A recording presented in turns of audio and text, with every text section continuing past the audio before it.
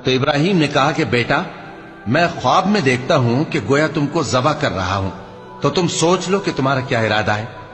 انہوں نے کہا کہ ابا جان، جو آپ کو حکم ہوا ہے وہی کیجئے، اللہ نے چاہا تو آپ مجھے صابروں میں پائیے گا۔ اس طرح جب دونوں نے حکم مان لیا اور باپ نے بیٹے کو ماتھے کے بل لٹا دیا، تو ہم نے ان کو پکارا کہ اے ابراہیم، تم نے خواب کو سچا کر دکھایا، ہم نیکوکاروں کو ایسا ہی بدلہ دیا کرتے ہیں۔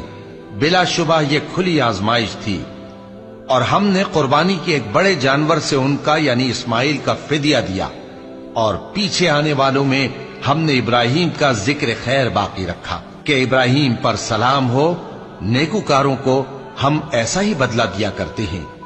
بے شک وہ ہمارے مومن بندوں میں سے تھے۔